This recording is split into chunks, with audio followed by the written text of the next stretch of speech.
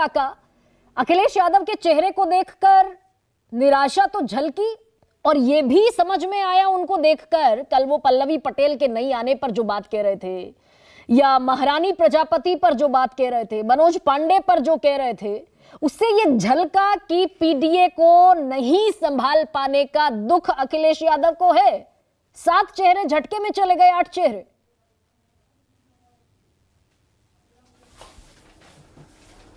गरिमा जी, माननीय अखिलेश यादव का जब आप पूरा राजनीतिक विमर्श देखेंगे तो हमेशा बहुत संवेदनशील व्यक्ति हैं और अपने संबंधों पर बहुत वो यकीन करते हैं।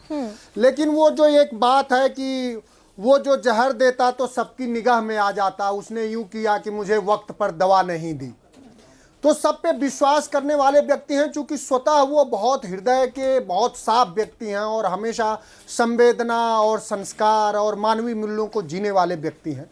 बात निराशा की नहीं है। भारतीय जनता पार्टी जिन लोगों को ले गई है, अब वो कभी, आपसे यकीनन मैं कह रहा हूं, वो कभी किसी सदन का मुंह नहीं देखेंगे। जो आपने सवाल किया कि निराशा झलकी, हम रोक नहीं पाए, हम रोक नहीं पाए। हमको रोकने वाले 100 से अभी भी ज्यादा विधायक समाजवादी पार्टी के पक्ष में। असल बात यह है कि जो लोग गए, अगर उनका आप राजनीतिक विमर्श और उनका अगर स्वभाव आप देखेंगी तो वो वही लोग हैं जो दलित, पिछड़े, आदिवासी, अल्पसंख्यक, जो पीडीए की हमारी अवधारणा है, जो मंडल कमीशन की सारी रिपोर्ट लागू कराने की अवधारणा है, जो जातिगत जनगणना का सवाल है, उसमें वो लोग अपने आप को असहज पा रहे थे। और कल उन्होंने अपने कृत्य से ये साबित किया कि दलित, पिछड़े और अल्पसंख्यक का जो विमर्श है उसके साथ वो नहीं है। नहीं, और लेकिन ये अंदाजा तो नहीं था ना पार्टी को के शुरुआती संदर्भ में भी। भाई ऐसे में जब 2024 की बड़ी लड़ाई सामने है, नहीं हमें और चुनौती ये है कि ज्यादा से ज्यादा लोग साथ आकर खड़े हों इस विमर्श में, तो अगर अपने ही लोग छिड़क जाएं जो आपके सिंबल पर चुनाव लड़े, दशकों तक जिन्होंने पार्टी का फायदा उठाया, मुझे ये कहने में कोई गुरेज नहीं है, तो ये फेलियर मैं मानूं कि ना मानूं? नहीं, आप बिल्कुल सही कह रही हैं। अंदाजा हम लोगों को बिल्कुल नहीं था, चूंकि हम अंदाजा इसलिए कैसे हो जाए अंदाजा जब ये है कि 70,000 करोड़ रुपए के का जब घोटाले की बात होगी, जिसके खिलाफ भाषण दिया जाएगा, उसको सुबह ही बुला लिया जाएगा। जब देश में इस तरह से हो कि सारा अलोकतांत्रिक, अनैतिक कार्य करना ही लोकतंत्र हो, जब देश में इस तरह का माहौल बनाया जाए कि सांप्रदायिकता ही शांति हो, जब देश में इस तरह का माहौल बनाया जाए कि सब तरह की गरीबी और सब तरह का जो आकंठ बेरोजगारी है वही उत्सव हो, तो कैसे किसी को उम्मीद हो सकती है? लेकिन फिर आपको जब लेकिन यूपी में संजय सेठ को उतारा गया, पार्टी में कम से कम पूर्वांचल से बसपा के 200 लोगों ने ज्वाइन करा है। हाँ। जी, ये सिर्फ पॉलिटिकल प्रूडेंस का भी मसला है क्या? ये विवेक का भी मसला है कि जब संजय सेठ को आखिरी दिन नॉमिनेशन फाइल हो रहा था, उस दिन संजय सेठ का नामांकन हुआ, तब भनक नहीं लगी आपको कि भैया 8वां कैंडिडेट क्यों उतार दिया? कहीं तो कुछ प्लानिंग है।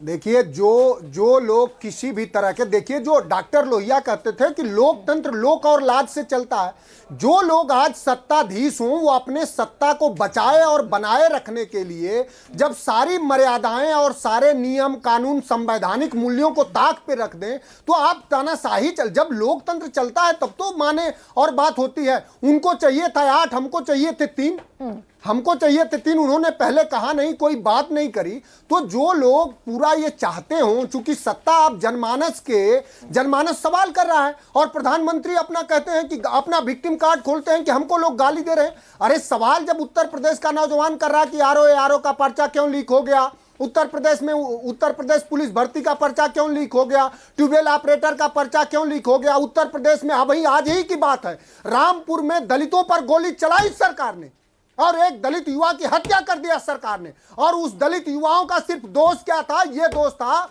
कि वो बाबा साहब के मूर्ति का और बाबा साहब के प्रतिमा की रक्षा करना चाह रहे थे। ये सरकार है उत्तर प्रदेश की बर्बर सरकार। तो उस सरकार से आप क्या उम्मीद कर सकती हैं, जो सरकार पूरी तरह से सब मूल्यों को ताक पे रख दे? अब उस सरकार से आप नैतिकता की उम्मीद क्या कर सकती हैं? लेकिन मनोज, जिनको हमारे लोग गए हैं, जिनको साथ लेकर, मैं खत्म कर रहा हूं, गरिमा खत्म कर रहा हूं, कह लीजिए। मैं खत्म कर रहा हूं, सुनिए। राष्ट्रीय अध्यक्ष जी ने एक बड़ी बात कही, हमारे नेता ने एक बड़ी बात कही कि इस समय अपोजिशन में विपक्ष के साथ रहने के लिए आपको अदम्य साहस की जरूरत है। और जिनमें साहस नहीं होगा, जो ये चाहते होंगे कि हमारा ठेका पट्टा चलता रहे, हम सुरक्षित रहें, हम कम से कम बीजेपी के स्तुति गान करने से लेकिन मनोज हमारे घर कम से मनोज कम एक सेकंड आपको रोक खुददारी रही का हूं। नहीं, गद्दारी आप ये का मानते पैसा हैं कि नहीं आएगा। पॉलिटिक्स अरे सुनिए नंबर तो। गेम है कि नहीं मनोज, जी। मानते हैं आप इस बात को? नंबर गेम है भैया, आप तो 403 की बिल्कुल विधानसभा में गरिमा, बैठे। आपके सवालों से गरिमा, आपके सवालों से संबद्ध होते हुए गरिमा जी मैं कह रहा हूं कि नंबर गेम है, लेकिन पॉलिटिक्स लोकतंत्र लोक और लाज से भी चलता। Democracy is the people for the people by the people. लोकतंत्र लेकिन जनता से है, और जनमानस इस समय अगर पूरे देश में किसी अवधारणा के साथ है तो पीडीएफ पिछड़े दलित अल्पसंख्यक के उसी अवधारणा के साथ है, जो अवधारणा जगदेव बाबू की थी, जो डॉक्टर लोहिया की थी। तो जो मनोज बाबा फिर साहब क्योंकि की आप थी, ये मान जो रहे हैं ना कि श्रद्धेय नेता पॉलिटिक्स की नंबर थी, गेम है, उसी पॉलिटिक्स उसी अगर अवधारणा को भाई सत्ता में आएंगे तब इन सारी चीजों को खत्म कर पाएंगे, बकौल निश्चित आपके अगर रूप ये से, एग्जिस्ट करती हैं निश्चित- तो। निश्चित और सत्ता में आने के लिए नंबर गेम निश्चित जरूरी है, और रूप से उसके लिए मान रहे हैं, जरूरी था लेकिन कि आपके politics अलाइज करने- बढ़ते, जितने अलाइज आपके साथ खड़े थे वो भी छिटक छिटक कर जा रहे हैं, आपकी अपनी पार्टी के लोग छिटक कर जा रहे हैं मनोज।